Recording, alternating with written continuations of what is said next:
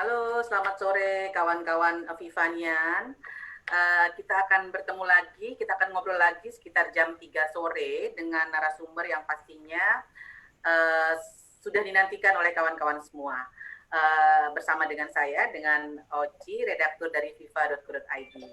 Saya senang sekali sore ini bisa bergabung lagi dengan kawan-kawan. Tentunya saya menyampaikan doa kepada kawan-kawan yang mungkin lagi sedang isoman ataupun berada di rumah, supaya tetap menjaga kesehatan, terus selalu gembira gitu ya, semangat selalu seperti itu.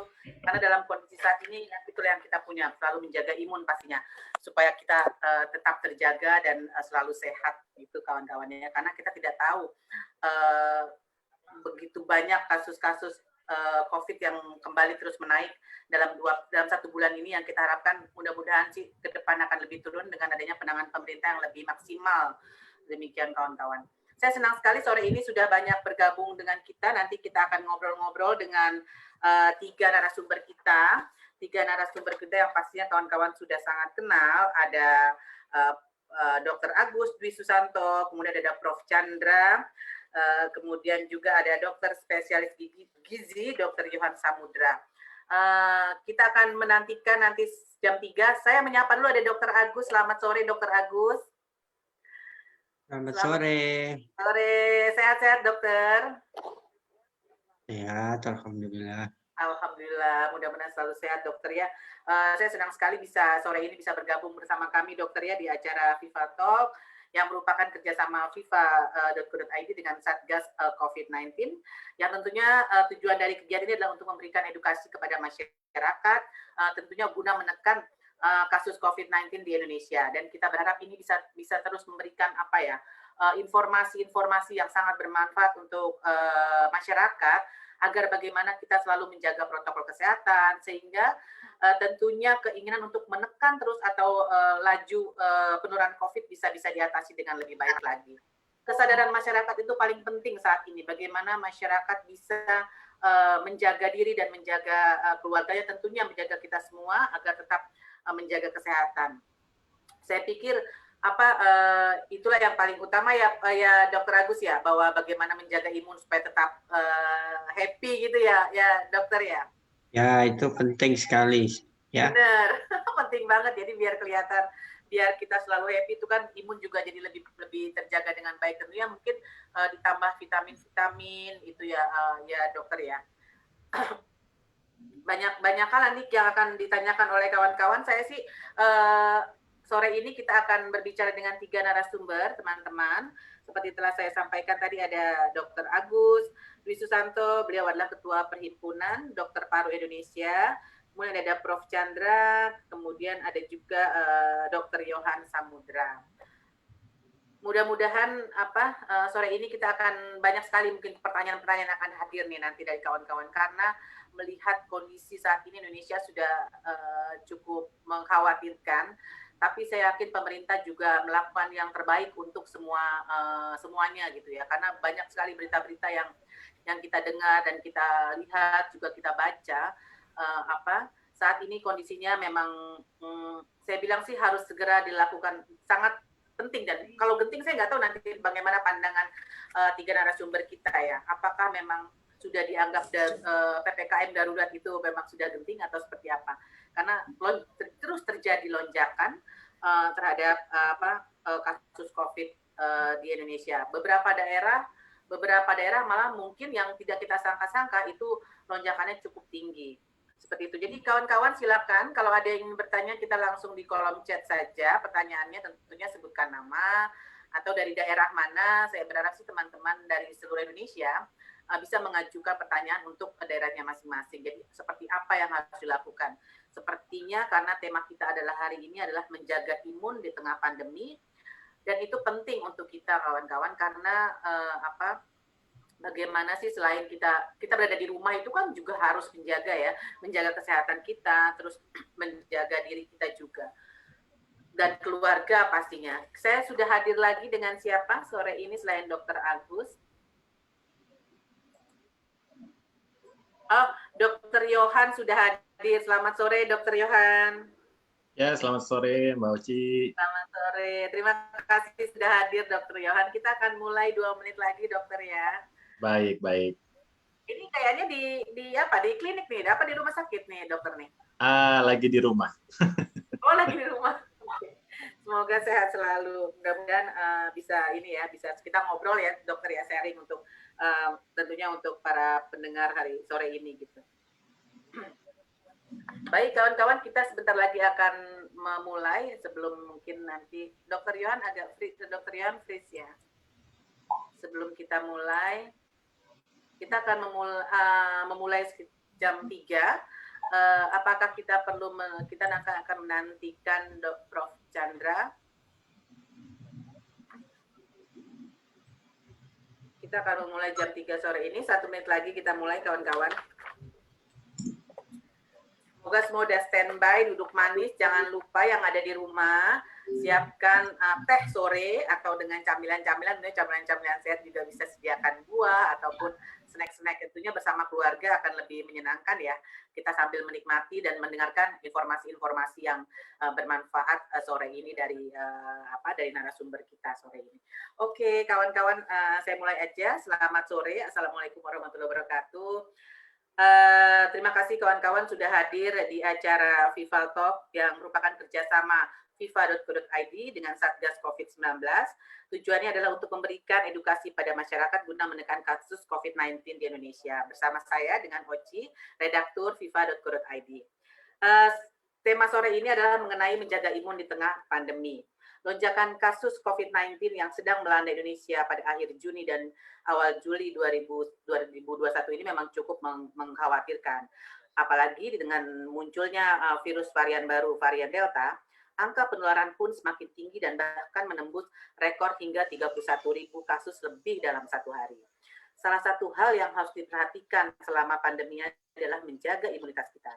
Karena imun akan membantu kita melawan virus masuk ke dalam tubuh. Nah, sore ini telah hadir bersama saya 3 narasumber, tentunya yang sudah tunggu-tunggu semua. Ketiga narasumber kita ini akan berbagi dengan kita mengenai betapa pentingnya menjaga imun di tengah pandemi. Dan mereka akan memberikan berbagai macam informasi terkait cara-cara mempertebal imunitas selama ancaman COVID-19.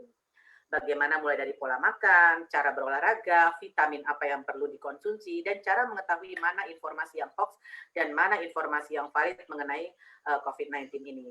Baiklah, saya perkenalkan dulu satu persatu dengan narasumber saya. Sudah hadir Ketua Perhimpunan Dokter Paru Indonesia atau PDPI, Dr. Agus Dwi Susanto. Selamat sore, Dr. Agus. Selamat sore, Mbak. Kemudian bersama saya juga sudah hadir dokter spesialis gizi, Dr. Yohan Samudra. Selamat sore, Dr. Yohan. Ya, selamat sore Mbak Oci, Dr. Agus, selamat sore. Apakah Prof. Selamat sore, Dok. Chandra, Direktur Pasca Sarjana Universitas Yarsi, Guru Besar Fakultas Kedokteran UI, juga nanti akan hadir bersama kita. Sudah hadir, Ibu. Selamat sore semua. Selamat sore semua. Oh, Prof. Chandra sudah hadir. Selamat sore, Prof. Chandra. Ya, selamat sore. Oke, baiklah. Seperti tadi saya sampaikan di awal, bagaimana kita ketahui lonjakan kasus COVID dalam pekan ini saja sudah cukup mengkhawatirkan hingga mencapai terakhir kemarin 31.000 lebih angka kasus COVID di Indonesia perharinya. Bahkan daerah-daerah yang selama ini kita ketahui sudah mulai menurun, tapi kembali menjadi zona merah seperti Jogja dan beberapa Jogja dan Jawa Tengah itu juga cukup mengkhawatirkan jumlah angka COVID-nya. Kita berharap ini tidak akan terjadi lagi dan bisa menekan terus kasus COVID di Indonesia. Tapi bagaimana sih pentingnya mereka yang berada di rumah ataupun yang memang masih berada di luar untuk terus menjaga kesehatan, menjaga imun tentunya di tengah pandemi saat ini. Saya berharap untuk saya akan memberikan kesempatan kepada Dr. Agus terlebih dahulu untuk menyampaikan, ada presentasinya dokter, saya berikan waktu 10 menit. Silakan Dr. Agus. Katanya nggak ada presentasi. Oke, Dr. Agus, mending silakan menyampaikan sedikit. Saya kasih waktu untuk menyampaikan paparannya. Waduh, berarti informasinya salah itu kemarinnya. Enggak apa-apa, silakan dokter. Jadi kemarin saya udah nanya, ada presentasi nggak? Nggak ada, katanya. Ya nggak ada paparan ya. Enggak apa-apa, ngobrol aja. Kita mungkin dokter ingin menyampaikan sesuatu tentang bagaimana sih bagaimana sih pentingnya kita untuk menjaga imun di tengah pandemi seperti ini mungkin dokter? Ya, kita tahu bahwa COVID-19 di Indonesia saat ini kasusnya meningkat terus ya. Kalau kita lihat di dalam konsep pencegahan dari penyakit termasuk dalam masa pandemi ini, banyak upaya-upaya yang bisa kita lakukan untuk mencegah terjadinya penyakit COVID-19 pada diri kita ya. Sebenarnya pendekatan pencegahan itu bisa dilihat dari 3 aspek ya. Karena konsep terjadinya penyakit itu bisa dilihat dari satu adalah aspek dari hostnya atau individunya kita sendiri. Kemudian yang kedua adalah aspek dari agennya atau virusnya. Dan kemudian yang ketiga adalah aspek dari lingkungan. Jadi trias dari 3 aspek inilah yang harus kita lakukan upaya untuk mencegah. Berbagai upaya kita bisa lakukan karena kita tahu bahwa terjadinya penularan itu ada 3 yang sudah diketahui ya. Penularan secara langsung melalui droplet ketika berbicara, batuk, bersin. Penularan tidak langsung melalui benda-benda yang terkontaminasi kemudian dipegang oleh kita. Yang terakhir adalah penyebaran secara airborne di area terbatas, daerah tertutup, kemudian sirkulasinya tidak bagus. Oleh karena itu pencegahan terjadinya infeksi COVID ini tentu harus dilakukan dengan langkah yang kita kenal sebagai 3M ya. Mulai dari menggunakan masker, kemudian mencuci tangan teratur, dan menjaga jarak ya. Itu juga sebagai upaya. Sebenarnya upaya itu adalah bagian dari suatu upaya pencegahan yang bersifat upaya kontrol secara fisik kita melakukan. Sedangkan dari aspek yang lain yang harus kita lihat adalah bagaimana dari aspek host atau tubuh kita ini harus dilindungi dari infeksi itu dengan beberapa langkah. Tentu dengan pola hidup sehat.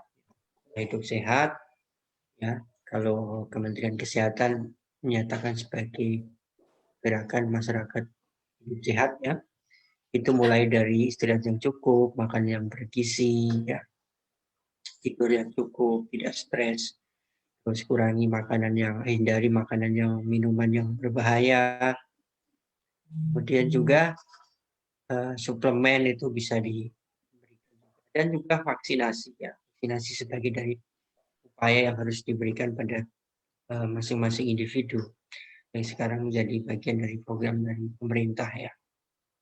Nah, itu adalah aspek dari hostnya ya. Nah sekarang aspek dari lingkungan, kalau kita berada di perkantoran atau kemudian di tempat kerja atau di rumah, tentu harus dilakukan berbagai upaya kontrol administratif terhadap lingkungan tersebut. Mulai dari sering membersihkan tempat tinggal kita, kalau di kantor sering membersihkan meja kerja, kalau di perkantoran harus diatur ya bagaimana menjaga lingkungan kantor yang tidak beresiko ya, rapat harus online, kemudian bagaimana diatur supaya sirkulasi di kantor juga bagus, kalau perlu menggunakan air purifier ya, harus sering dilakukan suatu upaya membersihkan di tempat kerja. Kalau ada kasus ya itu harus dilakukan dengan disinfektan ya. Terus tentunya protokol kesehatan di tempat kerja harus dijalankan. Itu sebagai bagian dari kontrol dari lingkungan. Dari aspek hostnya sendiri, aspek virusnya sendiri memang menjadi hal yang sulit karena tidak bisa dieliminasi ya.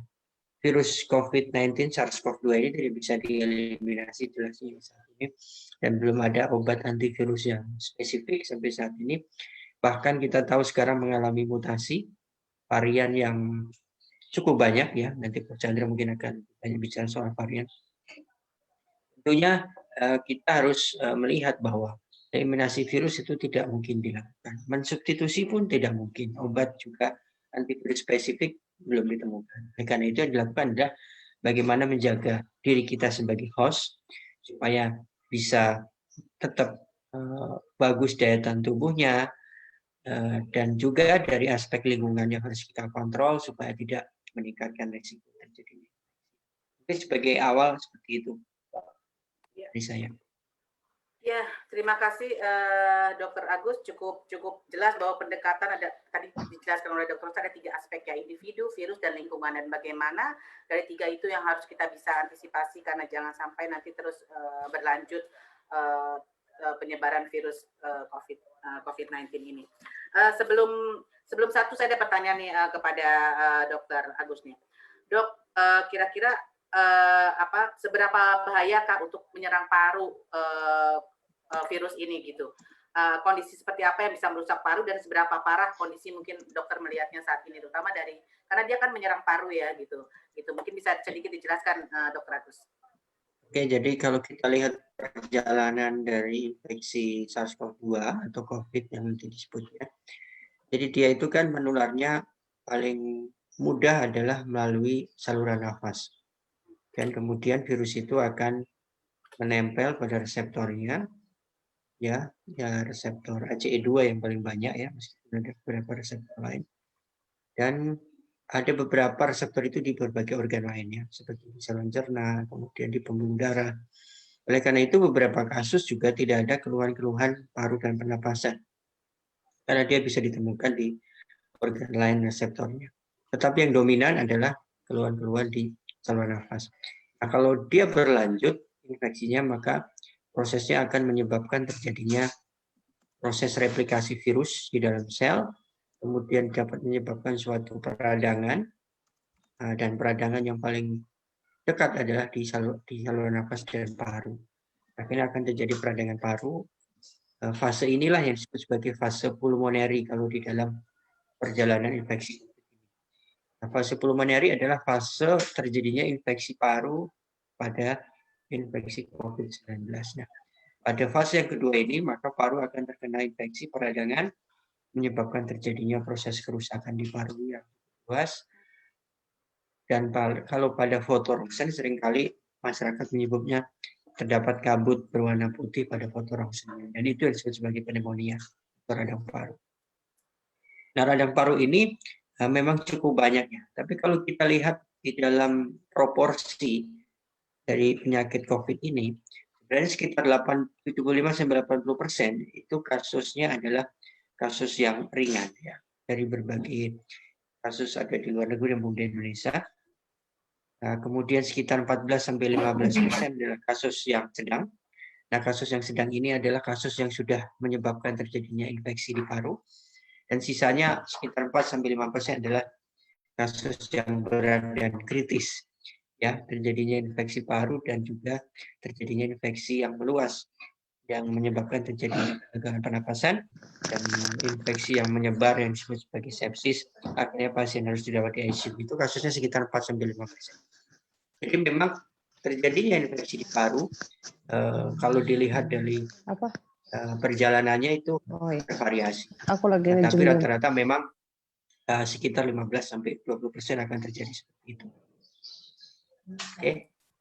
Iya, terima kasih. Berarti memang ini cukup ini ya. Tapi saya masih agak, nanti saya akan bertanya dokter karena saya sendiri punya riwayat asma karena juga agak khawatir gitu ya untuk ini. Nah, mudah-mudahan nanti akan banyak pertanyaan dari saya tentunya terkait dengan ini. Oke, untuk yang kedua ditunggu ya Dokter Agus. Saya akan meminta ke waktu untuk Prof. Chandra. Silakan Prof. Chandra kalau ada yang ingin disampaikan. Halo Prof. Chandra masih di... Sorry. Seperti juga Dokter Agus, saya tanya pakai slide enggak, boleh pakai, boleh enggak. Jadi karena dokter sebagai dokter paru saya pakai lah ya, jadi seimbang begitu. Cuma slide-nya masih sederhana saja ini. Mana dia? Ini ya. Dan sebagian besar sudah sama yang dengan Dokter Agus sampaikan tadi tentu saja. Karena Dokter Agus ini kan ketua saya, dia kan ketua perhimpunan dokter paru. Ya, jadi sekarang tentu isu kita lebih banyak bicara tentang ini, tentang bagaimana PPKM darurat ini supaya sukses sehingga jumlah kasus bisa dikendalikan gitu. Dan untuk itu tadi Dr. Agus sudah menyampaikan 3 ini, ketidakseimbangan atau harus ada keseimbangan antara orangnya, penyebab penyakitnya dalam hal ini virus dan juga lingkungannya. Untuk penyebab penyakitnya misalnya ini saya sengaja pilih tulisan saya yang di Viva aja nih ya. Penyebab penyakitnya misalnya bagaimana mutasi varian baru dan sebagainya begitu. Sementara untuk lingkungan tadi sudah disebut tentang salah satu diantaranya kemungkinan penularan airborne. Saya nggak tahu apakah kantor Viva itu jendelanya apakah ada jendelanya, bisa dibuka apa nggak bisa dibuka dan sebagainya. Tapi sesuai dengan hari ini tentu kita bicara tentang kita manusia ini katakanlah menghadapi situasi COVID yang nampaknya masih belum mereda juga di negara kita. Nah, karena isu kita tentang bagaimana meningkatkan daya tahan tubuh, maka sedikitnya tentu ada makanan ya, karena nanti sejawat tentu akan menyampaikan bahwa ya ini saya ambil dari WHO saja. Makan makanan yang bergizi adalah sangat penting pada saat COVID-19. Apa yang kita makan dan minum itu akan membuat kemampuan diri kita untuk mencegah, melawan, dan sembuh dari berbagai jenis infeksi. Memang nggak ada yang spesifik untuk COVID-19, makanan tertentu, boleh atau tidak boleh, tapi bagaimanapun juga pasti makanan diet yang sehat itu sangat menunjang untuk sistem dalam debu untuk menghadapi berbagai penyakit, termasuk juga pokoknya yang ngurusin kesehatan. Kita ngomongin makanan, maka dengan Badan Dunia mengurusi makanan. Ini perusahaannya unstable. Suara saya hilang nggak ya? Mudah-mudahan enggak ya. Oke, jadi ini yang kesehatan. Suara saya oke? Oke, Dok. Tadi sempat putus-putus, tapi masih oke. Ya. Oke, habis kesehatan, WHO, maka kita dengarkan juga kata Badan Dunia mengurusi makanan. Organization FAO ini statement baru ini 74-nya Pak Juli, bukannya 7 bulan 4 gitu ya. Jadi dia bilang tegas-tegas bahwa COVID pandemi membuat kita refokus untuk membuat kita tetap sehat. Jadi menjaga makanan yang sehat, salah satunya adalah merupakan salah satu bentuk dari bagaimana kita meningkatkan imun tubuh kita. Dan secara tegas dia bilang ini saat yang paling tepat gitu. Di pandemi dengan segala masalahnya yang buat kita udah setahun lebih seperti ini, sebenarnya ini saat yang paling tepat untuk kita memberi perhatian yang besar, yang tinggi terhadap kesehatan kita, termasuk juga diet yang perlu baik, seimbang dan sebagainya. Itu soal makanan ya. Tapi selain makanan tentu saja masalahnya bukan hanya makanan. Kalau bisa harus juga melakukan aktivitas fisik secara teratur dan benar ya. Kita tahu bahwa dengan COVID ini sebagian besar dari kita diam di rumah aja, duduk aja di depan laptop, rapat Zoom dari Zoom ke Zoom gitu ya. Sehingga kadang-kadang orang lupa melakukan physical exercise. Padahal kita tahu untuk siapapun juga, usia apapun juga harus melakukan physical exercise. Dan ini beberapa tipsnya. Ingat, sebentar saja, jangan duduk terus gitu. Sebentar saja bangun, berdiri, melakukan 3-4 menit gerakan itu sudah cukup lumayan begitu. Jalan, stretching dan sebagainya. Dan tentu saja physical activity yang regular itu bagus bukan hanya untuk kesehatan fisik tapi juga untuk pikiran begitu ya, bisa menurunkan berbagai penyakit, tapi jelas ini bermanfaat bukan hanya untuk body tapi juga untuk mind. Dan ini juga penting untuk membuat kita tetap berhubungan dengan keluarga ya. Ini anak ini nonton ibunya lagi push up gitu, push up. Tapi ini kan salah satu bentuk bersosialisasi di dalam keluarga. Jadi ini hal yang penting selain makanan yang akan jadi topik bahasan panjang pada hari ini. Nah, ini menurut pendapat badan-badan dunia dan sebenarnya juga sudah ada penelitiannya begitu ya. Ini salah satu contoh saja penelitiannya bagaimana hubungan antara physical activity, healthy lifestyle dengan beratnya penyakit COVID-19. Dia mau lihat apa hubungannya unhealthy nutrition, obesity, physical inactivity dengan kejadian yang saya sampaikan di sini. Tentu ada banyak penelitian lain.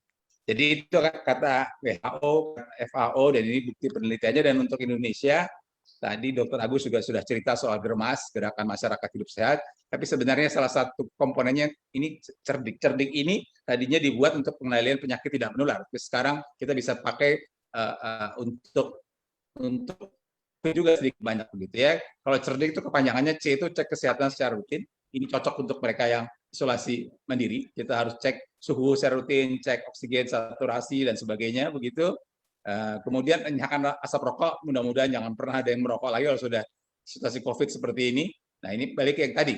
R itu rajin aktivitas fisik, D itu diet yang seimbang, gitu. I itu istirahat yang cukup dan kelola stres. Ini jelas berperan untuk bagaimana menurunkan kasus COVID-19 yang sekarang sedang tinggi-tingginya di Indonesia. Jadi ini kembali menyampaikan bahwa baik dari kacamata dunia, dari kacamata hasil penelitian maupun dari kacamata anjuran Kementerian Kesehatan, diet yang seimbang plus olahraga dan sebagainya itu merupakan hal penting untuk pengendalian COVID-19 dan apalagi sekarang banyak yang isolasi mandiri ya. Ini beberapa panduan saja dan ini semua mengatakan bahwa sekarang orang ribut aja soal obat. Tadi saya barusan telepon Dr. Agus juga soal obat. Tapi sebenarnya yang penting selain dia ada 3 hal. Nomor 1, bagaimana kehidupan sehari tetap jalan. Jadi makan, minum yang bergizi, istirahat yang cukup. Itu yang nomor 1 sebenarnya. Yang kedua kalau soal kesehatan juga bukan obat yang pertama adalah bagaimana mencek supaya situasi keadaan kesehatan bisa diawasi dari waktu ke waktu, suhunya bertambah apa enggak, saturasinya berkurang apa enggak, baru kemudian obat dan lain-lain. Jadi gizi dan juga olahraga itu merupakan hal yang sangat penting dan saya kira baguslah kalau FIFA mengangkat topik ini dan kita akan dengar sesudah ini dari pakar gizi yang tentu sangat menguasai bagaimana bagusnya kita mengatur gizi yang seimbang pada saat situasi COVID, baik yang sakit maupun yang sehat maupun juga yang isolasi mandiri. Itu aja Mbak dari saya pengantar saja. Terima kasih. Assalamualaikum warahmatullahi wabarakatuh. Waalaikumsalam warahmatullahi wabarakatuh. Terima kasih Prof. Chandra. Sedikit satu pertanyaan saya nih, Dok. Ini kira-kira menurut Prof. Chandra, sekarang kita kan lagi PPKM darurat nih. Kira-kira efektif nggak sih untuk menekan angka COVID-19 di Indonesia, terutama daerah Jawa dan Bali? Halo, Prof. Saya matikan saja gambarnya karena saya tidak dengar pertanyaan putus-putus. Oke, ya satu pertanyaan dari saya sebelum ke Dr. Yohan. Saat ini kita lagi PPKM darurat. Apakah ini efektif untuk menekan kasus COVID-19, terutama di daerah di Jawa dan Bali? Gimana, Prof? Ya, pokoknya kan sekarang begini. Untuk menekan kejadian penyakit, maka tentu yang harus ditekan adalah community transmission, penularan di masyarakat. Jadi karena dia menular orang ke orang, maka penularan di masyarakat harus ditekan semaksimal mungkin, gitu ya. Tentu ada negara-negara, saya kebetulan baru nulis nih, mau saya kirim juga, bagaimana lockdown secara ketat dilakukan, katakanlah misalnya di New Delhi atau di mana, dan menimbulkan penurunan kasus 10 kali lipat dalam waktu 2 bulan saja. Tapi kan kita tidak perlu mempersoalkan itu lagi. Sekarang PPKM darurat sudah diputuskan, sudah diberlakukan. Ini hari ke-5 kalau saya tidak salah, hari ke-3 hari kerja. Kita manfaatkan saja, kita gunakan saja keputusan atau momentum PPKM darurat ini secara maksimal, baik oleh pemerintah maupun oleh aturan maupun oleh semua orang anggota masyarakat. Hanya saja tentu pesannya, kalau dia sudah dilaksanakan, tentu ada monitoring yang ketat untuk menilai apakah berdampak cukup baik apa tidak. Sudah pasti dampak tidak akan keluar dalam beberapa hari, dia butuh waktu seminggu 2 minggu. Nah, kalau dampaknya baik maka dia bisa diperlonggar, tapi kalau dampaknya tidak baik bukan tidak mungkin PPKM darurat itu harus diperketat lagi di hari-hari mendatang. Jadi selain implementasi maka harus ada sistem monitoring yang baik agar kita tahu dampaknya cukup baik atau masih kurang baik dan perlu diperketat lagi. Ya, benar. Terima kasih Prof. Chandra. Baik kawan-kawan, saya akan lanjutkan pembicara ketiga, dokter spesialis gizi, Dr. Yohan Samudra. Saya persilakan waktunya, Dr. Yohan.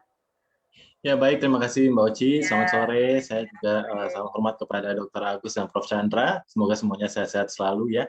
Jadi sama seperti info dari Dr. Agus tadi, bahwa juga saya infokan untuk tidak ada PowerPoint. Tapi kemudian saya cari-cari setelah Prof. Chandra tadi sharing, kebetulan saya punya PowerPoint yang sebelumnya, jadi saya mungkin sharing untuk itu saja ya. Baik, jadi untuk, ya sudah terlihat ya Mbak Uci ya? Ya baik, dari paparan dua pembicara sebelumnya juga sudah mengucapkan mengungkapkan bahwa akan adanya jika seseorang terkena COVID-19, maka COVID-19 ini akan bisa menginfeksi kita dari seluruh organ tubuh kita sesuai dengan reseptornya yang ada tersebar di seluruh organ. Tetapi yang memang paling sering terkena adalah di daerah parunya. Jadi kalau ini akan terjadi ketika tubuh kita sudah terinfeksi dengan suatu virus, ya. Jadi ini ribet sekali kalau kita mau bahas, tapi ini adalah suatu respon imun atau respon tubuh kita dalam mempertahankan hostnya atau mempertahankan diri kita supaya kita tidak jatuh sakit. Jadi kalau selama ini kita sudah sering terkena virus-virus ringan, bahkan kita pun tidak menyadarinya, ini adalah akibat dari atau peran dari sel-sel imun kita ini. Jadi kalau dari tadi Dr. Agus sudah mengatakan bahwa kita harus mempunyai perlindungan dari luar dengan melakukan 3M atau memakai masker atau mencuci tangan dengan sabun, kemudian juga menjaga jarak, maka tentu saja kita juga harus memperkuat tameng-tameng yang ada di dalam tubuh kita, yaitu kita harus mengandalkan sel imunitas kita ini. Tadi pada kita bahas panjang lebar, maka saya akan menyimpulkan bahwa ketika suatu virus atau kuman masuk ke dalam tubuh kita, kita akan mempunyai sel imun yang akan mencoba melindungi diri kita, yang juga akan memberikan efek-efek tertentu seperti adanya inflamasi atau peradangan. Ibaratnya kalau peradangan itu ketika kita terpotong, misalnya jari kita terpotong pisau ya, ketika kita mengiris misalnya. Nah, maka akan terjadi warna merah ya, perih gitu. Nah, itulah proses peradangan. Tapi ini peradangannya terjadi di sel di dalam tubuh kita. Jadi ibaratnya yang dikatakan inflamasi atau peradangan itu adalah seperti itu. Ya. Nah, untuk itu kita perlu untuk memboost immunity kita. Ada 4 poin besar di dalam peningkatan imunitas ini, yaitu dengan pola makan, suplementasi, pola hidup, dan vaksinasi. Jadi untuk pola makan tetap kita harus pikirkan 4J ini, yaitu bagaimana jumlah makan kita sesuai dengan kebutuhan masing-masing individu. Jadi kalau berlebihan maka akan berat badan kita akan naik dan orang-orang obesitas rentan terkena infeksi termasuk COVID-19. Kemudian jenis makanannya haruslah yang mana? Harus yang gizinya seimbang. Lalu kemudian harus mencukupi kebutuhan vitamin dan mineral, juga serat dan juga fitokimia. Karena mereka lah yang akan memberikan makan sel imun kita supaya siap untuk bertempur dan juga untuk mengoptimalkan produksi dari sel imun sendiri di pabriknya, yaitu di sumsum tulang.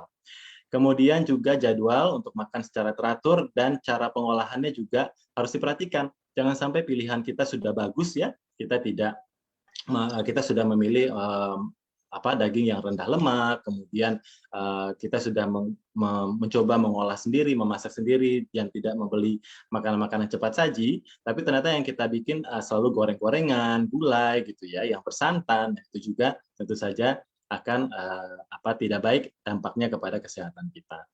Jadi ini adalah yang disarankan, yaitu sebenarnya seperti ya. Ya, jadi ini adalah piramida gizi seimbang yang sudah dikeluarkan dari Kemenkes sendiri ya. Maka kita harus mencoba untuk memenuhi kebutuhan serat dari karbohidrat yang kompleks. Jadi kalau misalnya selama ini kita makannya nasi putih, mungkin bisa digantikan dengan nasi merah ya, atau misalnya nasi hitam atau gandum ya. Kalaupun kita tidak suka nasi-nasi seperti itu, boleh kita coba menambahkan serat dengan makanan pokok seperti roti gandum atau jagung gitu ya, kemudian dari kentang atau umbi-umbian. Lalu kemudian perbanyak intake atau asupan sayuran dan buah-buahan, setidaknya 5 porsi sehari.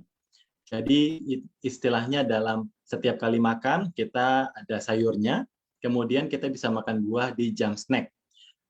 Nah, ini juga kaitannya dengan serat. Kenapa sih pentingnya serat ini dalam sel imun kita? Karena serat ini yang pertama dia memberikan makan untuk bakteri baik atau mikrobiota di usus. Jadi sebagai prebiotik. Nah, mikrobiota yang sehat ini akan mengoptimalkan sistem imun kita karena salah satu salah satu poskonya imunitas kita yang terbesar ada di saluran pencernaan. Kemudian memperkuat dinding usus dan menyehatkan usus sehingga penyerapannya optimal. Ya, kemudian juga kita naik lagi ke piramida yang bagian atas, ada protein hewani dan protein nabati. Jadi kita cukupkan juga karena peran protein dalam sel imun adalah sebagai bahan baku untuk pembentuk sel imun dan bahan bakar ketika sel imun sedang melawan sel-sel jahat. Lalu cukupi kebutuhan lemak baik, kita bisa dapatkan dari ikan laut, dari olive oil, atau dari biji-bijian seperti flaxseed, chia seed, gitu ya, atau dari alpukat, karena lemak baik ini mengandung omega 3 yang merupakan antiinflamasi. Kita tadi sudah membahas adanya peradangan atau inflamasi ketika seseorang terkena COVID, maka ini bisa membantu untuk menurunkan peradangan tersebut sehingga dapat menghindari komplikasi-komplikasi yang terjadi ketika kita terkena COVID. Nah, selain itu buah dan sayuran juga kita sudah tahu ya, kaya akan vitamin dan mineral, maka tidak usah pilih-pilih sebenarnya, vitamin A, B, C, D, E semuanya sangat berperan terhadap sel imun.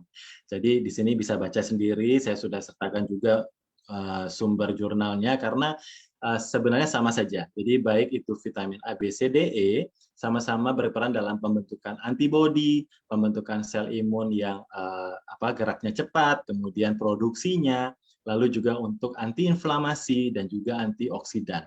Sehingga semuanya akan dapat berperan untuk menurunkan risiko terkenanya infeksi atau menurunkan risiko gejala berat, risiko kematian, risiko kebutuhan ICU pun juga turun karena kita mencukupkan kadar vitamin di dalam darah. Nah, ini dia contoh-contoh sumber makanan yang mengandung vitamin tersebut. Ini sudah saya kumpulkan dari top 9-nya, jadi tidak usah cari-cari lagi, silahkan dilihat aja. Yang paling tinggi untuk mengandung vitamin A adalah hati hewani.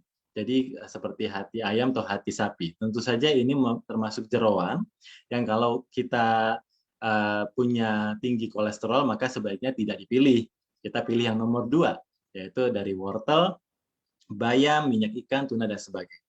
Vitamin B juga banyak terdapat di sayur-sayuran, vitamin C banyaknya di buah-buahan, yang paling tinggi ada di jambu biji, kemudian di kiwi, lalu berturut-turut ada stroberi, paprika, pepaya, dan sebagainya. Vitamin D banyaknya di ikan laut dalam, dan juga di susu, atau di serealia yang sudah difortifikasi. Jadi kita dapat vitamin D, biasanya suka dibarengi dengan kalsium. Kemudian vitamin E banyaknya juga ada di sayuran, di labu, di bayam, kiwi, alpukat, dan di biji-bijian. Lalu juga yang berperan terhadap sel imun dan antioksidan adalah zinc dan selenium. Juga bisa didapatkan sehari-hari dari makanan lauk hewani kita ya. Jadi dari serealia juga. Fitokimia juga ada. Ini sering juga jadi viral ya dulu-dulu. Kemarin-kemarin, jadi sekarang pun juga mulai lagi. Jadi disarankan untuk minum empon-empon lah atau memperbanyak temulawak, jahe gitu ya, seperti itu. Tetapi memang ini masih dalam penelitian lebih lanjut, jadi belum bisa dikatakan memang berperan, tapi tentu saja tidak ada salahnya untuk dikonsumsi. Kemudian suplementasi, jika memang diperlukan untuk saat pandemi seperti saat sekarang ini, memang disarankan untuk menambahkan vitamin dari suplementasi. Tapi jangan hanya bergantung kepada suplementasi saja ya. Jadi tetap mengambil dari bahan makanan yang alami, kemudian ditambahkan dari suplementasi. Karena kalau suplementasi pun terlalu banyak dosisnya, maka dia akan berperannya jadi tidak sehat lagi. Jadi bukan berarti karena vitamin menyehatkan, maka saya minum sajalah dosis tinggi. Ternyata punya efek samping juga. Dan juga bahkan menjadi toksik atau menjadi keracunan di tubuh kita. Jadi ada batas-batas ambang tertentu dan ada juga beberapa kondisi yang harus kita pikirkan untuk seseorang bisa mengkonsumsi suplementasi dosis-dosis tertentu. Jadi mungkin lebih baik dikonsulkan dulu ke dokter. Satu lagi yang saya ingatkan adalah bahwa kondisi obesitas juga akan sangat memiliki risiko tinggi ya saat ini ketika terjadinya pandemi ini. Karena dari datanya bahwa 50% dari yang terinfeksi COVID adalah orang obesitas dan ini data terbarunya adalah ternyata sampai 60% ya. Yang membutuhkan ICU adalah orang obesitas, bahkan orang-orang muda. Jadi kalau dulu kita tahunya bahwa yang masuk ICU dan meninggal adalah orang-orang tua karena mempunyai sindrom metabolik seperti penyakit kencing manis, hipertensi, kolesterol, tapi orang-orang obesitas yang muda pun juga punya. Jadi ini akan memudahkan mereka atau meningkatkan kebutuhan mereka untuk ICU dan ventilator ya. Kemudian proses meninggal. Ya, jadi untuk untuk masyarakat yang terkena COVID-19 dan membutuhkan isoman, maka tentu saja sudah tahu ya bahwa sudah mesti punya ada setidaknya ruangannya mempunyai jendela yang bisa dibuka, ventilasinya baik, kemudian ada cahaya matahari yang cukup, kemudian mempunyai alat makan sendiri, bisa dicuci sendiri, tidak digabung atau tertukar dengan anggota lainnya, anggota keluarga lainnya. Kemudian makan yang sehat sesuai dengan gizi seimbang tadi, tetap memakai masker, mencuci tangan dengan sabun, dan juga menambahkan dengan suplementasi. Pilihan-pilihan makanan saat isoman, salah satunya adalah kalau ingin minum susu, maka carilah yang low fat, kemudian hindari proses food ya, atau fast food, misalnya kayak burger, kentang goreng, atau misalnya juga frozen food ya, kayak sosis, smoked beef gitu, karena tinggi garam dan tinggi lemak. Kemudian prioritaskan fresh food. Ya, kenapa harus dihindari juga yang berminyak, berlemak, bersantan? Karena akan meningkatkan proses inflamasi. Jadi kita nggak mau. Kita harus menghindari, udahlah virusnya dapat memberikan respon inflamasi pada tubuh kita, jangan ditambah-tambah lagi dengan makanan. Kemudian waspada mitos dan hoax terkait makanan. Jadi baru kemarin saja sudah ada viral lagi ya soal suatu produk yang dapat mencegah lah katanya atau mengobati lah katanya ya. Jadi itu pun juga harus kita waspadai, jangan kita termakan dengan mitos-mitos dan hoax. Karena itu silih berganti saja. Jadi kalau minggu ini susu, nanti minggu berikutnya kelapa muda, minggu berikutnya lagi nanti ada dan sebagainya macam lah. Ada lain-lain sebagainya. Ya. Kemudian juga harus diingat bahwa adanya food safety dan cara-cara pengelolaan, pengolahan dan penyimpanan makanan yang aman.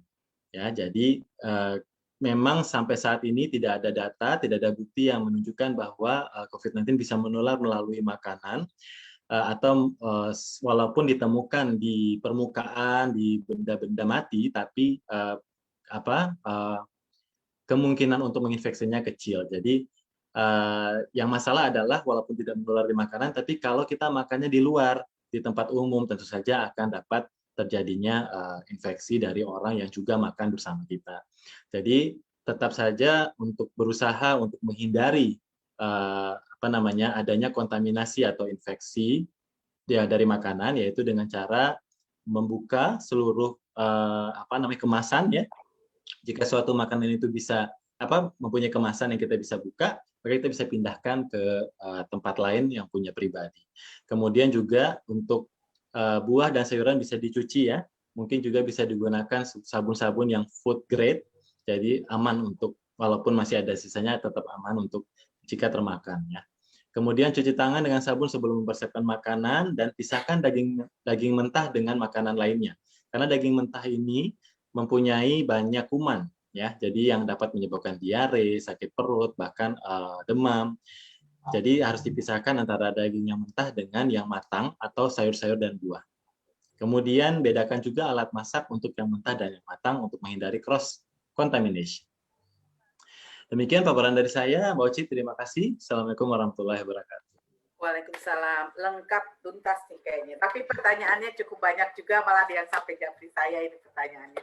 Terima kasih Dr. Yohan, kawan-kawan. Saya akan membuka tanya jawab sebetulnya di sesi ini. Tapi sebelum saya ingin bertanya dulu nih, ada pertanyaan sebetulnya yang japri ke saya. Untuk Dr. Agus nih. Dr. Agus, kan ini menyerang paru nih si COVID ini gitu kan ya, si virus ini. Gimana sih tips untuk menjaga kesehatan paru gitu loh, Dr. Agus? Ya, sebenarnya tidak berbeda dengan tadi konsep pencegahan ya. Karena pada dasarnya kan paru ini hanya sebagai media masuknya virus ini yang paling banyak ya. Tetapi mekanisme kita untuk mencegahnya tentu harus melalui proses protokol 3M tadi, dan untuk menjaga kesehatan paru tentunya dengan pola hidup sehat ya. Yang spesifik tentunya kita harus bisa menjaga sistem pertahanan tubuh kita yang ada di saluran nafas dan paru gitu melalui pemberian makanan atau nutrisi yang dapat memperbaiki imunitas kita. Tadi sudah disampaikan oleh Dr. Johan lah, tentunya sama. Nah, hanya saja ada beberapa nutrisi, mungkin nanti Dr. Johan bisa membantu ya, yang dapat memberikan efek antioksidan yang cukup baik pada saluran nafas dan paru. Ini lebih spesifik bagaimana dia dapat membantu proteksi dari mekanisme udara-udara luar yang kotor terutama ya. Jadi terutama samalah seperti yang tadi saya sampaikan, nggak berbeda ya, mulai dari istirahat cukup, makan bergizi, kemudian suplemen juga bisa, kemudian hindari makanan dan minuman konsumsi yang merusak paru ya, terutama yang merusak paru kan yang dihisap ya, seperti rokok, kemudian sisa rokok elektronik itu dihindari, karena itu langsung berdampak pada saluran nafas kita yang merusak sistem pertahanan dari paru dan saluran nafas. Yang lain tentu tadi ada olahraga yang disampaikan Prof. Chandra, dari stres ya, itu tentu menjadi hal yang kita lakukan untuk menjaga stamina kita. Secara umum sih seperti itu. Ya, terima kasih. Boleh satu lagi nih, Dokter, terkait dengan terus terang saya kan adalah riwayat asma, meskipun asma saya sudah tidak terlalu parah sejak hampir 20 tahun lalu, terakhir itu kan 20 tahun lalu itu kan saya sangat berat sekali asmanya gitu kan, sampai tidur pun saya harus duduk gitu. Nah, ini pertanyaan saya sedikit. Berapa persen sih untuk penderita asma dia cukup tinggi untuk maksud saya dia akan terkena COVID ini gitu, untuk terkena virus ini, Dr. Agus? Karena kan asma itu kan terutama terkait dengan paru ya, itu kan cukup ini banget. Karena saya lihat selain asma juga itu kan komorbid ya, ada juga jantung ataupun lain-lain. Tapi untuk asma sendiri berapa? Karena itu banyak sekali pertanyaan yang ke saya. Anak-anak juga sekarang kan juga banyak yang asma. Seperti itu, Dr. Agus. Oke, terima kasih. Kalau dari data internasional dan data Indonesia, komorbid yang paling banyak itu ada 3. Jadi orang-orang yang memiliki resiko yang paling banyak adalah orang-orang dengan hipertensi, diabetes, dan penyakit jantung kardiovaskuler ya. 3 penyakit itu yang paling banyak mendominasi dari sisi mortalitas, artinya yang beresiko terinfeksi, maupun dari sisi morbiditas, dari orang yang beresiko terinfeksi sampai mortalitas yang meningkatkan risiko kematian. Nah, data pasien yang memiliki riwayat asma yang terinfeksi COVID itu tidak begitu banyak ya, sedikit sekali lah, kecil ya.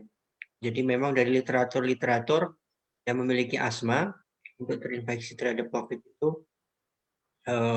tidak begitu banyak. Angkanya kecil, mungkin di bawah 5% yang ada. Sedangkan yang 3 besar itu hampir mendominasi dari berbagai jurnal, termasuk data-data di rumah sakit vertikal pun 3 itu, dan data Kementerian Kesehatan juga 3 itu. Oh, siap. Oke, terima kasih Dr. Agus. Saya ini ada pertanyaan untuk Prof. Chandra. Prof. Chandra, kabarnya nih ada varian baru, yaitu namanya varian Kappa. Ini ada pertanyaan juga. Itu bagaimana ya, Prof? Apakah benar seperti itu ya, Prof. Chandra? Ya, jadi kalau varian ini, COVID ini selalu bermutasi dari waktu ke waktu.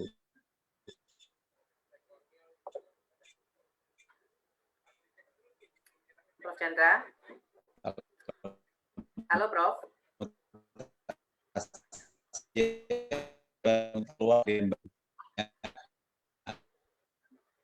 Prof. Chandra, suaranya putus. Matiin aja lampu gambarnya.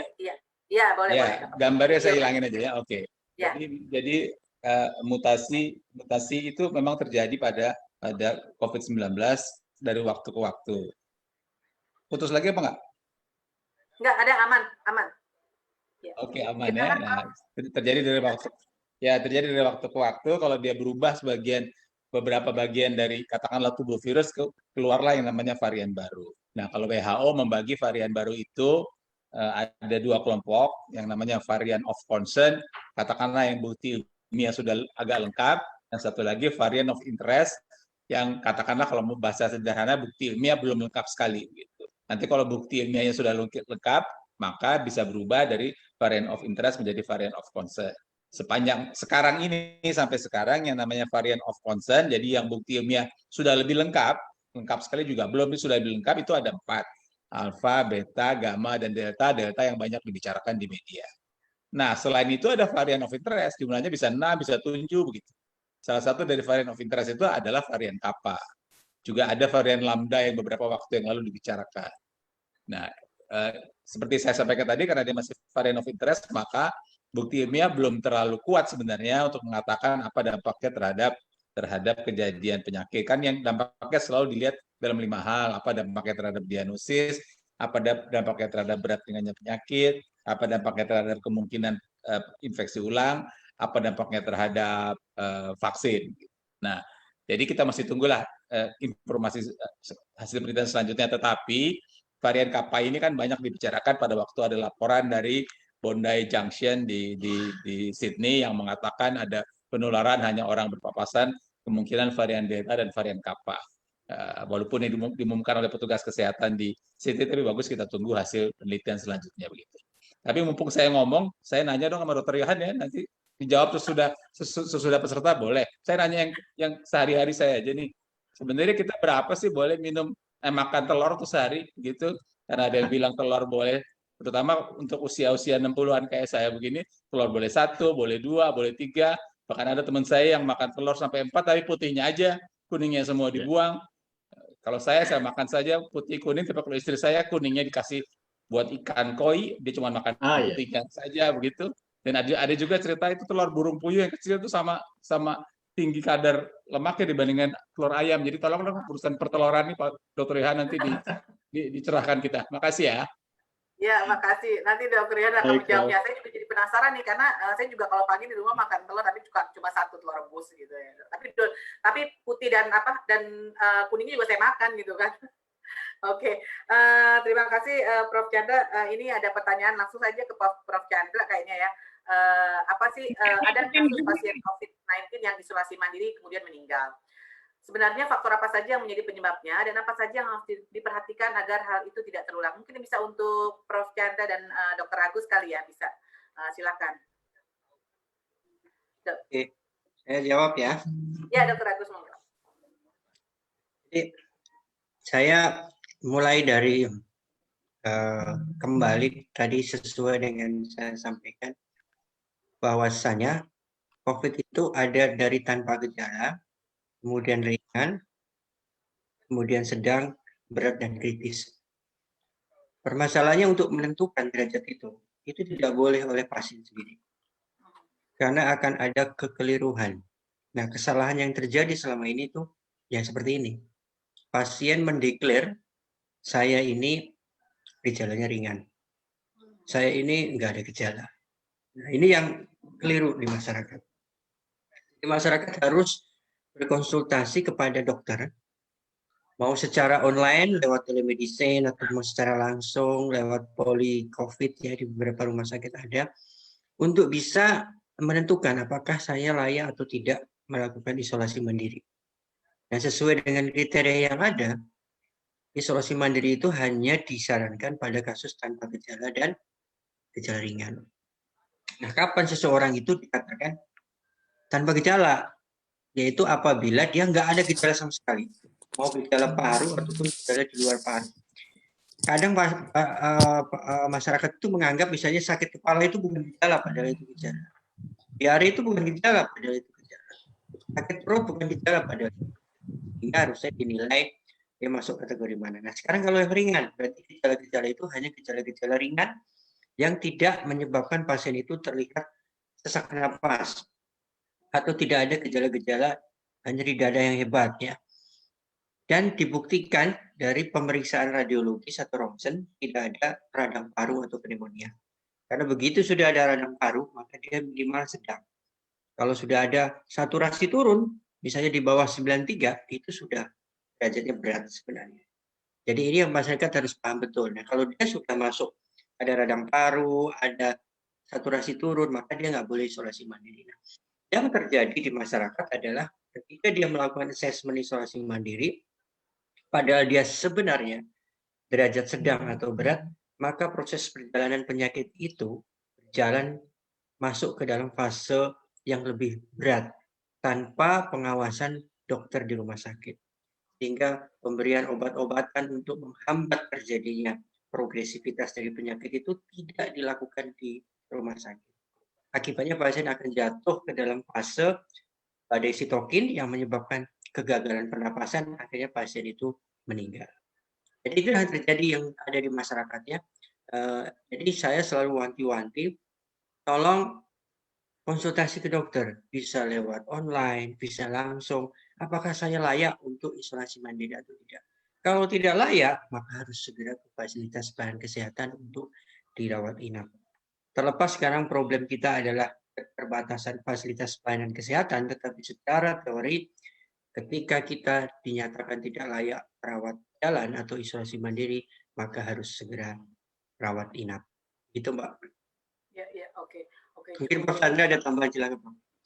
Ya, jadi memang harus sangat diperhatikan sekali faktor-faktor tadi. Jadi jangan menganggap remeh apa yang terjadi di tubuh kita gitu ya, dokter, kalau boleh sambil kesimpulan sedikit gitu ya. Satu lagi nih, mungkin untuk Dokter Agus dan Prof. Chandra, kemarin ada orang kan panik buying, kita tahu sendiri, kita lihat sendiri ada susu beruang katanya, kemudian ada lagi ada obat azitromycin dan oseltamivir juga jadi langka di mana-mana. Ini apakah benar dok, kedua obat itu memang ampuh untuk mencegah bahkan mengobati COVID-19?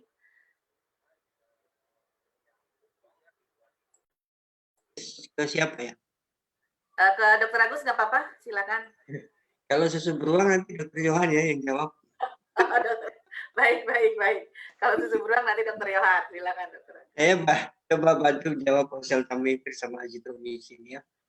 Jadi obat-obat tersebut adalah betul saat ini obat yang masuk dalam rekomendasi organisasi profesi di dalam tata laksana atau pengobatan COVID mulai derajat ringan ya. Hanya saja obat itu tidak bisa dibeli bebas ya karena rekomendasi itu kan dari dokter. Jadi harus dibeli oleh resep dokter. Pemberiannya pun sesuai dengan dosis, harus sesuai dengan dosis yang ada.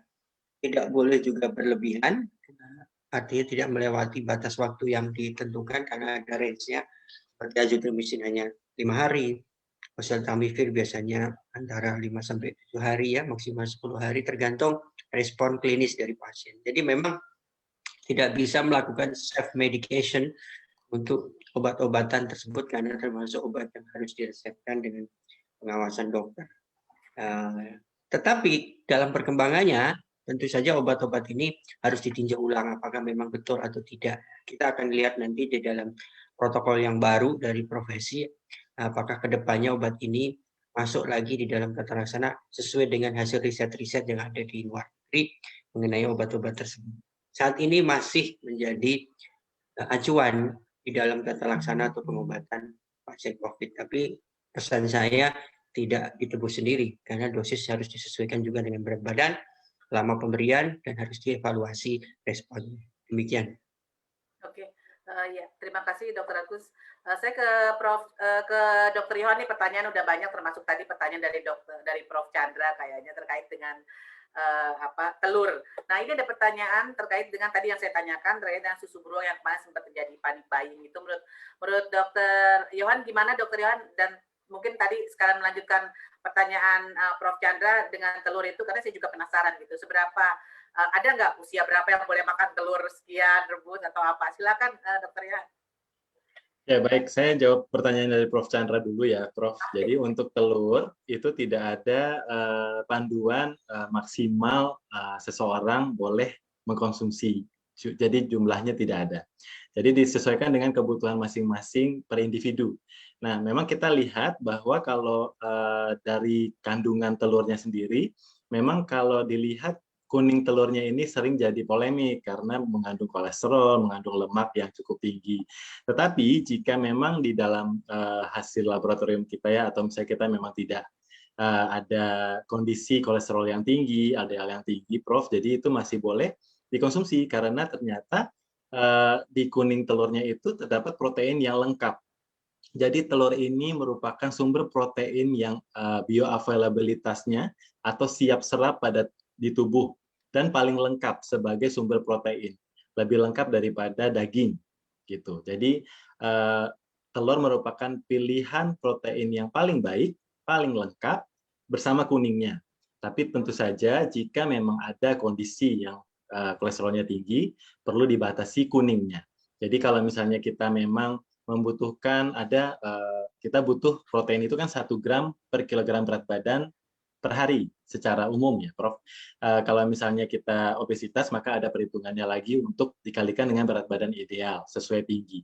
Jadi kalau tinggi kita 172, misalnya 172, maka kira-kira berat badan ideal kita adalah 72. Maka kebutuhan protein sehari adalah 72 gram. Satu telur ayam mengandung 5-6 gram protein.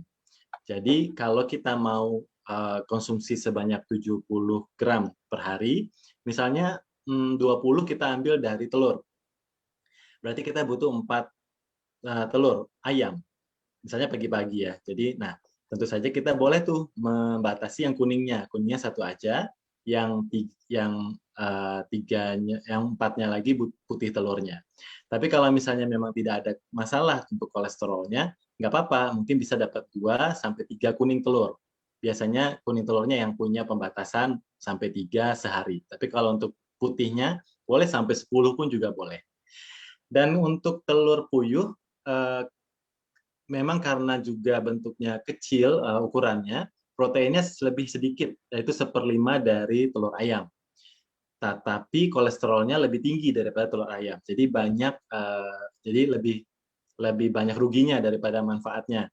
Jadi kalau kita makan telur puyuh kan nggak mungkin 1 ya. Biasanya kalau habis makan bubur ayam gitu, 1 tusuk aja udah 5.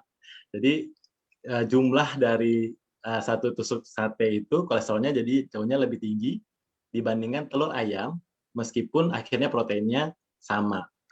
Jadi kita bisa memilih makanan mana ya kita butuh proteinnya, tapi kita nggak mau nih kandungan-kandungan yang dapat membuat kita jadi terganggu kesehatannya. Jadi tetap pilihan yang lebih aman adalah telur ayam. Jika telur ayam dibandingkan telur bebek dan telur angsa pun juga sama. Jadi lemaknya mereka lebih tinggi, kolesterolnya juga lebih tinggi. Yang diperhatikan lagi adalah pengolahan. Jadi jangan sampai mentang-mentang, boleh nih makan 5 telur semuanya diceplok, didadar gitu. Jadi akhirnya minyaknya berkumpul dan minyaknya itulah yang akan menjadi masalah. Jadi mungkin kalau mau diorak-arik gitu ya, atau mau direbus juga boleh. Boleh-boleh aja. Terus masuk ke pertanyaan. Ya, terima kasih Prof. Boleh Prof, silakan Prof. Ya. Untuk yang susu yang viral, jadi kalau dilihat, jadi kita kalau dari bagian gizi selalu ngelihat kandungannya. Kalau kita bandingkan kandungan si susu viral dengan susu yang lain, maka hampir sama saja. Kalau kita ingin proteinnya, karena protein itu merupakan bahan baku dan bahan bakar imun, sehingga kita perlu mencukupi kebutuhan 1 gram per kilogram berat badan per hari tadi, maka susu viral kalah karena susu UHT yang lain lebih tinggi kandungan proteinnya. Lalu susu viral ini juga mengandung kolesterol yang tidak dimiliki oleh susu UHT lainnya. Jadi sama seperti pemilihan telur tadi, lebih baik kita memilih yang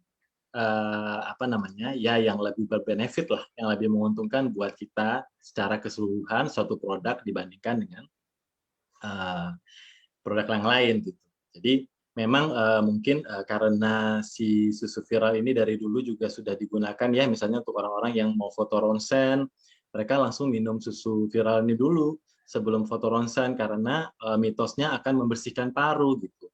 Padahal kan susunya diminum ya, bukan dihirup. Jadi nggak ada hubungannya sebenarnya gitu. Cuman sekali lagi, susu juga merupakan sumber protein. Jadi saya nggak menyalahkan. Kalau misalnya memang sukanya susu yang viral tadi, silahkan. Malah lebih bagus. Jadi kondisi ini membuat orang-orang jadi ingin minum susu. Dan itu pun juga hal yang baik. Gitu Mbak Oci.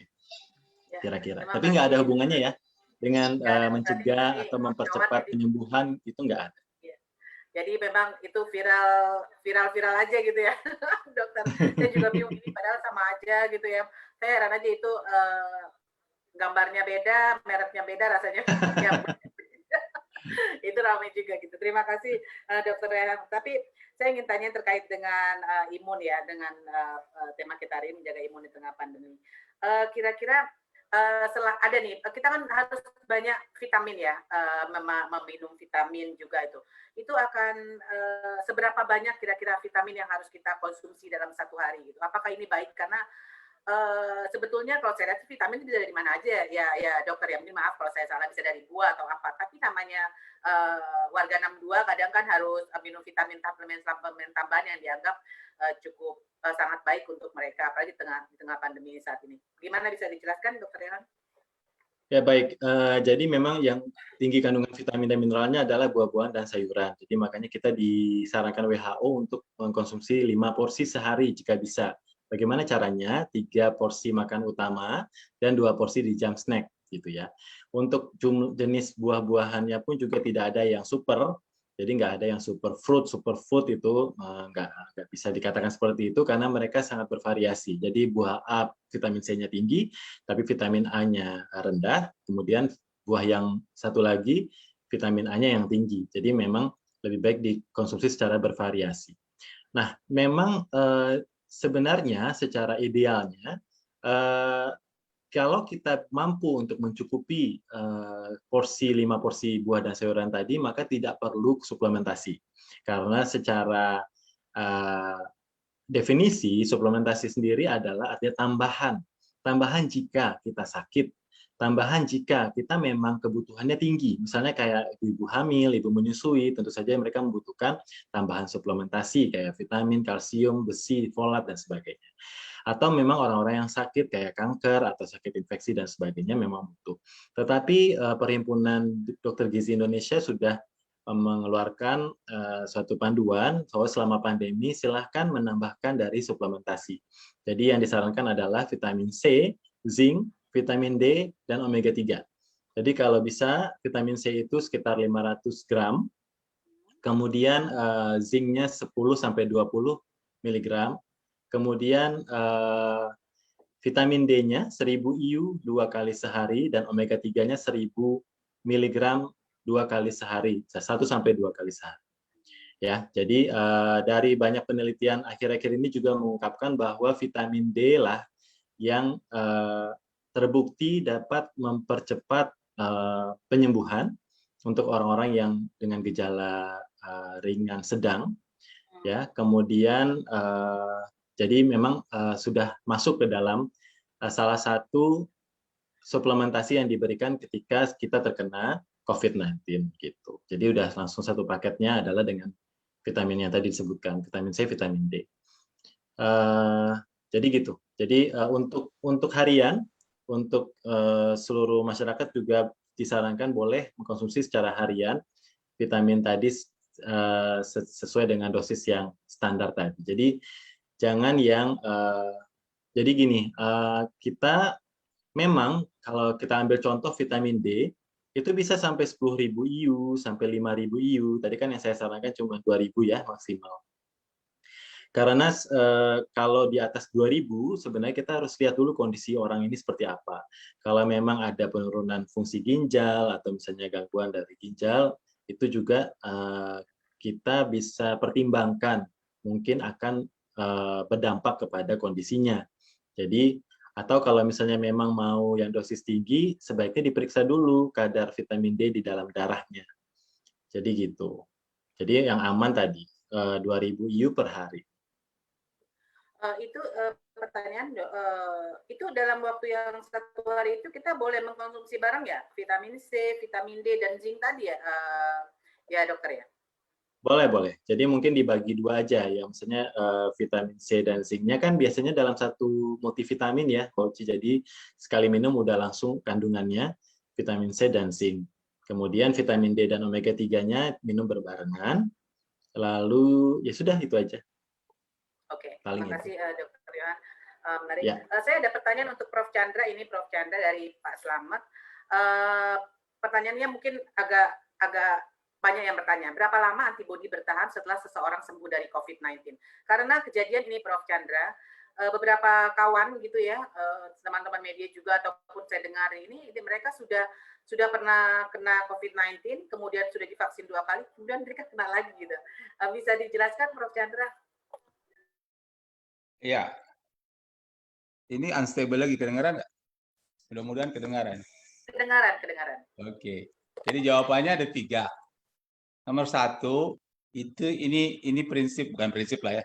Ini yang kita perlu ingatkan lagi bahwa penyakit ini baru dideteksi oleh WHO 31 Desember 2019. Jadi kalau sampai sekarang umurnya penyakit ini baru 1,5 tahun. Tidak ada penyakit yang kita kenal sehari-hari, mau flu kayak namanya tifus, demam berdarah, apalagi yang serem-serem malaria, begitu-begitu yang umurnya setahun 2 tahun nggak ada. Nggak ada yang umurnya 5 tahun, nggak ada. Nggak ada yang umurnya 10 tahun bahkan. Jadi penyakit ini biasanya yang ada sudah umurnya puluhan tahun gitu, bahkan ada yang sudah ratusan tahun. Apa maksudnya? Karena penyakit ini relatif baru, memang tidak semua pertanyaan bisa dijawab. Tidak semua data ilmiah sudah terkumpul dengan baik. Karena memang relatif baru penyakitnya dan katakanlah vaksin juga baru dimulai Desember 2020. Jadi baru 6 bulan vaksin COVID disuntikan pada manusia, sementara vaksin DPT begitu udah berapa puluh tahun begitu, BCG bahkan sudah ratusan tahun, sehingga semua ilmu sudah bisa kita dapat. Tapi ini memang masih terbatas, walaupun sekarang ilmu pengetahuan sangat pesat. Itu prinsip yang pertama. Nah, sekarang yang kedua, berapa lama antibodi bertahan kalau orang sakit dulu ya sebelum vaksin ya. Kalau orang sakit, nah kalau data yang ada sejauh ini sekali lagi sampai 1,5 tahun, mungkin datanya berubah nanti dari waktu ke waktu, apalagi kalau ada varian baru, situasinya juga berubah. Kalau data yang ada sampai sejauh ini, maka beberapa penelitian atau beberapa hasil kajian ilmiah begitulah menyebutkan bahwa antibodi akan ada dalam tubuh seseorang 3 bulan sampai 8 bulan sesudah dia sembuh. Jadi kan kalau orang sakit, ada virusnya masuk, kan tubuhnya membuat antibodi terhadap virus itu kan, bukan karena divaksin, karena dia sakit. Nah, vaksin itu menetap dalam tubuh orang itu 3 bulan sampai 8 bulan sesudah dia sembuh. Nah, itu untuk orang yang sembuh dari sakit. Kan yang sakit kan sudah ada mulai dari bulan Januari tahun lalu. Jadi sudah cukup banyak orang sembuh dari sakit yang bisa diikuti. Nah, sekarang bagaimana orang yang divaksin? Tadi kan pertanyaannya kok ada orang di kantor, wartawan juga udah divaksin masih sakit. Kan kita juga berharap kalau orang divaksin maka ada antibodi yang terbentuk dan antibodi itu bisa bertahan. Berapa lama bisa bertahan? Ini yang jawaban pastinya belum ada. Karena seperti saya sampaikan tadi, vaksin itu baru mulai disuntikan pada manusia pertama kali bulan Desember di Inggris, sekarang bulan 6.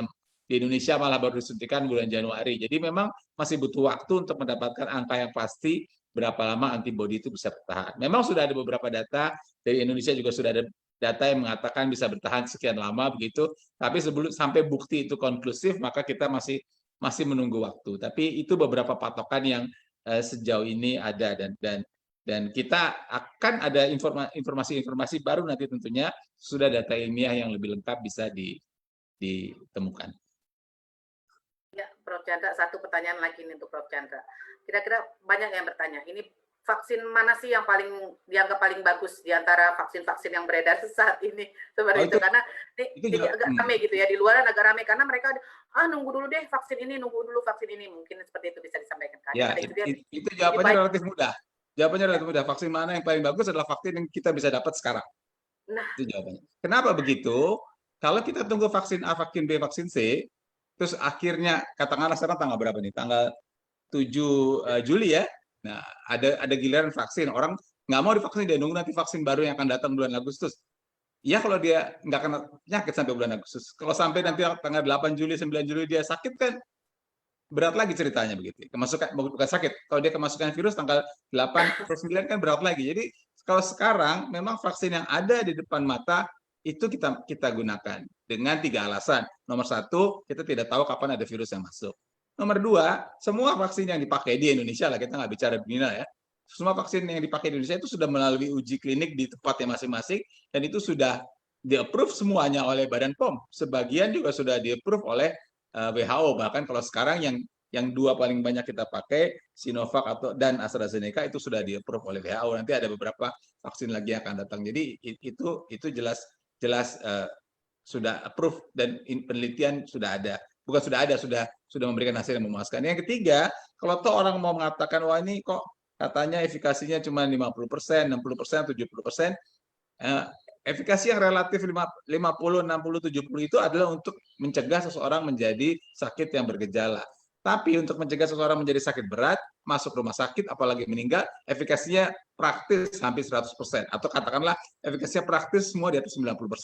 Jadi balik lagi ke pertanyaan tadi, vaksin apa yang paling baik adalah vaksin yang kita bisa dapatkan kalau kita sudah mendapat giliran. Jadi jangan ditunda lagi. Begitu ceritanya. Siap. Berarti memang itu saya pikir harus segera ya. Jadi kita nggak usah menunda-nunda pengen vaksin terbaik atau yang efikasinya tinggi ya. Kita nggak tahu nanti kita ke depan besok atau sekarang gitu ya, Prof. Chandra. Terima kasih. Ini ada pertanyaan lagi untuk yang terakhir untuk Dr. Agus. Dok, izin bertanya, saya dinyatakan dari Mona Lisa, saya dinyatakan positif dengan gejala di hari pertama demam dan pusing, lalu hilang demam dan pusingnya. Dan saat hari ketiga, flu, hidung tersumbat dan batuk. Ini mungkin gejala umum yang selalu dialami oleh mereka yang COVID. Kemudian pertanyaannya, apakah wajib tuh konsumsi antivirus karena dia ada kendala alergi antibiotik, atau apakah sudah cukup aman dengan konsumsi vitamin aja? Minta tipsnya dok, seperti itu, Dokter Agus. Ya, terima kasih. Jadi sebenarnya kalau kita lihat sampai saat ini tidak ada antivirus yang spesifik ya, belum ada lah ditemukan antivirus yang spesifik untuk COVID-19 ya. Nah, di dalam beberapa riset-riset yang ada di luar negeri, beberapa antivirus yang memiliki potensi dapat menghambat replikasi dari virus SARS-CoV ini, dan replikasi itu terjadi pada fase derajat ringan, sehingga tidak jatuh ke dalam fase yang lebih lanjut, maka beberapa obat yang memiliki potensi sebagai anti replikasi virus SARS-CoV ini seperti Favipiravir itu dapat dikonsumsi ya. Untuk terapi awal itu yang bisa dikonsumsi untuk terapi-terapi yang gejalanya ringan. Sedangkan untuk gejala-gejala yang lebih tinggi, yang sedang sampai berat, itu nanti diberikan di rumah sakit yang diberikan secara infus ya. Jadi itu yang bisa saya jawab ya, bisa diberikan pada gejala-gejala ringan dari beberapa jurnal dan ada di dalam panduan dari profesi dokter adalah Favipiravir. Itu. Dokter Agus, ada satu lagi nih tadi terkait dengan long COVID. Kenapa hal ini bisa terjadi? Bahayanya apa untuk mereka yang alami long COVID ini, dokter? Oke, long COVID itu terjadi pada pasien-pasien yang mengalami kerusakan organ akibat proses penyakit COVID itu sendiri. Sehingga ketika PCR-nya negatif, penyakitnya sembuh, tetap ada gejala atau kelainan yang muncul. Dan sebagian besar long COVID itu terjadi di masalah paru ya, misalnya batuk-batuk, sesak napas, nyeri dada. Riset kami di Rumah Sakit Persahabatan, kita menemukan sebanyak 63,5% pasien post-COVID mengalami long COVID. Tetapi dari hasil evaluasi kita, sebagian besar long COVID itu nanti akan bisa menghilang setelah diterapi dengan optimal oleh tenaga kesehatan ya. Memang ada beberapa yang bertahan ya dari riset kita, yang long COVID 1 bulan itu sekitar 53,7%, yang 1 bulan sampai 6 bulan 43,6%, dan yang lebih dari 6 bulan itu sekitar 2,6%. Nah, jadi nggak usah khawatir kalaupun ada long COVID, segera ke tenaga kesehatan tergantung organ mana yang bergejala. Ya, ada yang juga yang long COVID itu seperti anosmia, mual, sakit kepala, lemah letih lesu, tentunya itu kepada dokter yang ahlinya. Tapi kalau paru, misalnya batuk, nyeri dada, sesak, maka ke dokter paru. Itu aja, Mbak. Oke, ya. Ini satu lagi nih, Dokter Agus, terkait dengan apakah kalau mereka yang sudah kena COVID-19 kemudian dia kena lagi, itu ini apakah bisa dikatakan rangkaian dari long COVID? Bisa seperti itu? Enggak, itu namanya reinfeksi, beda. Jadi kalau seseorang sudah pernah sembuh dari COVID kemudian kena lagi, dia bukan long COVID. Dia reinfeksi, yaitu infeksi kembali oleh COVID yang masuk ke dalam tubuhnya, SARS-CoV-nya, dan menyebabkan terjadinya penyakit COVID pada dirinya. Jadi infeksi baru ya. Bisa oleh varian yang sama, bisa oleh varian yang beda. Oke. Terima kasih Dr. Agus. Ini ada terakhir ya pertanyaan. Prof. Chandra sudah live kawan-kawan karena dia ada, mohon maaf karena beliau ada kegiatan lain tadi katanya jam 4 mohon izin untuk keluar. Terima kasih, mungkin kalau ada masih Prof. Chandra, terima kasih. Ini ada pertanyaan untuk Dr. Yohan. Dr. Yohan, kira-kira apa yang harus dihindari nih saat mungkin kita berada di rumah atau teman-teman yang berada di lagi sedang isoman, agar imun kita tidak makin turun gitu loh. Apa ada makanan atau ada tips-tips nggak dari Dokter Yohan kira-kira? Atau kita nggak boleh stres atau apa gitu? Atau mengurangi pekerjaan depan laptop? Silakan Dokter Yohan. Ya. Baik, kalau untuk yang sudah isoman, jadi memang tadi ya dicukupkan kebutuhan makan gizi seimbangnya, ya, proteinnya yang cukup, kemudian vitamin dan mineral, buah dan sayurannya juga yang cukup, kemudian serat. Jadi silakan konsumsi makanan yang tinggi serat. Kemudian juga jangan lupa hidrasi ya. Jadi minum air putih ya. Itu juga disarankan untuk, maksudnya jangan lupa. Jadi mentang-mentang isoman itu sering-sering lupa ya karena rebahan-rebahan aja. Jadi setidaknya 8 sampai 10 gelas sehari tetap dikonsumsi. Tapi jangan diambil yang minumannya minuman manis atau misalnya kemasan yang berwarna-warni gitu ya. Untuk minum es, air putih dingin juga nggak masalah ya, tidak apa-apa. Jadi yang dihindari adalah minuman yang terlalu manis, misalnya minum esnya es campur gitu ya, es teler gitu. Jadi itu yang mungkin dihindari dulu. Makanan minuman yang tinggi gula, tinggi garam, tinggi lemak dan tinggi minyak karena kita butuh untuk mengoptimalkan imunitas dulu. Selain dari makanan juga tentu saja yang lain-lain itu ya seperti merokok ya, karena banyak orang isoman ya akhirnya karena bingung mau ngapain malah merokok. Kemudian begadang dan juga stres. Nah, dua hal ini saling terikat sebenarnya dan sangat berkaitan dengan imunitas, dengan sel imun kita. Jadi orang-orang yang begadang, merokok, sama yang stres, maka produksi dari sel imunnya akan terganggu, jadi nggak optimal pabriknya. Kemudian yang kedua adalah ada gangguan dari cell signaling pathway. Jadi ada tubuh kita ini punya saling surat menyurat. Jadi misalnya ada virus nih, terus disuratin pabrik sel imunnya, keluar sel imunnya gitu untuk menyerang infeksi. Seperti itulah. Nah surat menyuratnya ini nanti akan terganggu. Jadi proses pembentukan antibodinya jadi nggak optimal, kemudian proses penyembuhannya jadi lama, gitu seperti itu. Itu gara-gara begadang, kemudian stres, dan juga merokok. Jadi paling itu sih. Jadi untuk yang isoman tadi saja. Jadi untuk tetap bisa beraktivitas semampunya di ruangannya. Kemudian cari aktivitas yang disenangi, mungkin yang rileks lah. Jadi mungkin bisa membaca buku kah, atau misalnya untuk membatasi screen time dan sebagainya, itu boleh. Juga mungkin bisa menghindari ini ya, berita-berita yang ada di medsos mungkin ya, karena itu juga akan sangat mempengaruhi ini sih, mempengaruhi tingkat stres gitu. Stres, betul. Ya, Dokter Yan, satu nih terakhir lagi ya. Asupan gizi seperti apa bagi para penyintas COVID-19? Yang mungkin apakah dia tetap harus makan seperti biasa setelah tidak terkena COVID-19, atau ada yang harus dikurangi, atau ada tambahan asupan lain yang mereka bisa lakukan seperti itu? Ya, jadi yang tadi dipaparkan adalah merupakan panduan untuk makan yang sehat apapun kondisinya, sebenarnya gitu. Jadi nggak usah menunggu adanya pandemi gitu ya, baru kita langsung buru-buru untuk makan sehat gitu ya, baru mulai makan buah dan sebagainya. Karena kita juga nggak bisa tiba-tiba mendadak kaya imun dalam semalam. Jadi kita harus secara continuous gitu, harus konsisten supaya sel imun ini siap.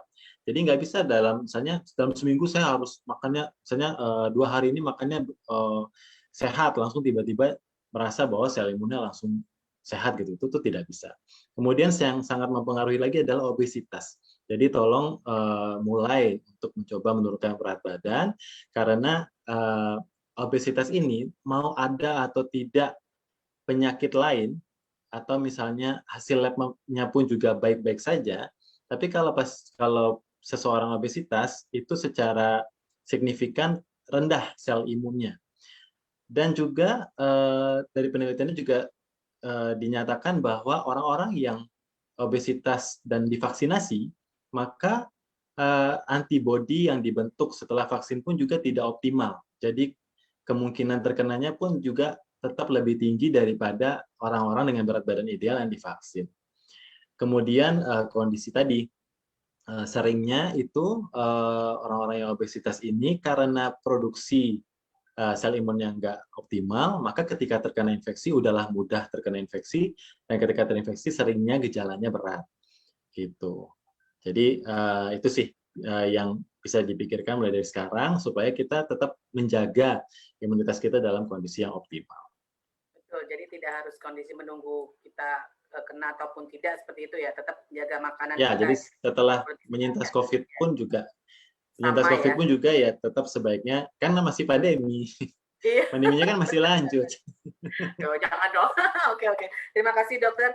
Baiklah kawan-kawan, kita udah lebih dari 18 menit, tapi saya senang sekali. Tadi masih banyak sebetulnya pertanyaan yang tidak sempat kami bacakan. Nanti mungkin bisa langsung ke dokter Agus dan dokter Yohan ya. Nanti kalau boleh disampaikan ke email beliau ini untuk pertanyaan-pertanyaan dari kawan-kawan semua.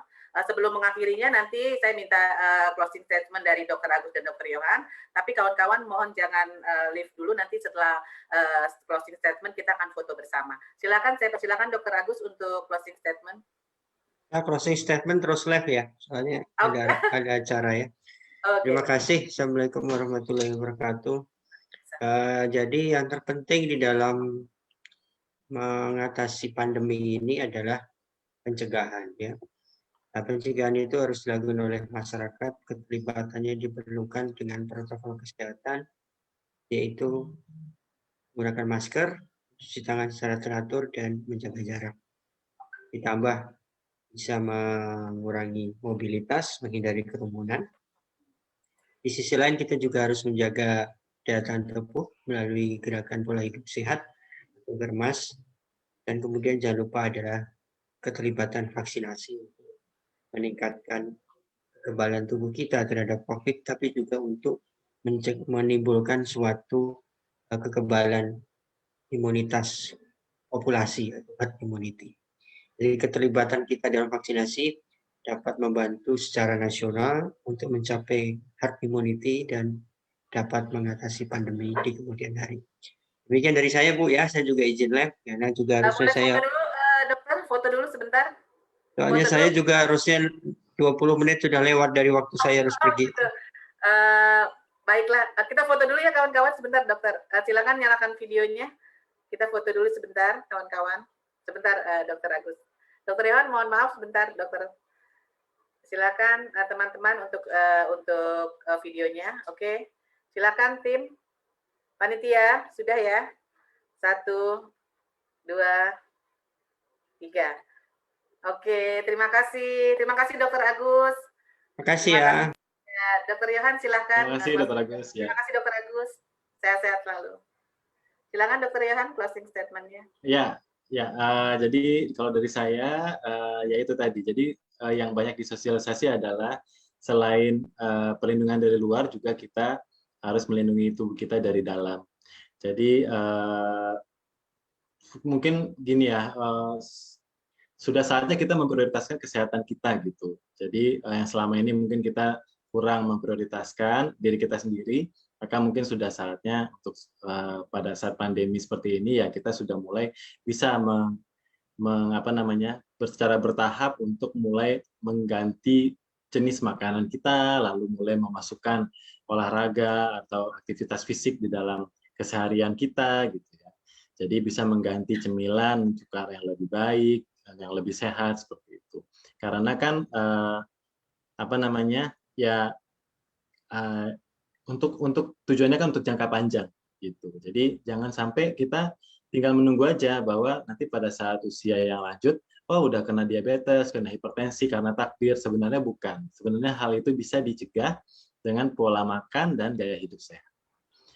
Demikian dari saya Mbak Oci. Terima kasih. Ya, terima kasih Dr. Yahan. Sekali lagi terima kasih untuk kawan-kawan semua yang sudah hadir di acara webinar FIFA Talk yang merupakan wujud dari kerjasama FIFA Co-ID dengan Satgas COVID-19 yang tujuannya untuk memberikan edukasi pada masyarakat guna menekan kasus COVID-19 di Indonesia.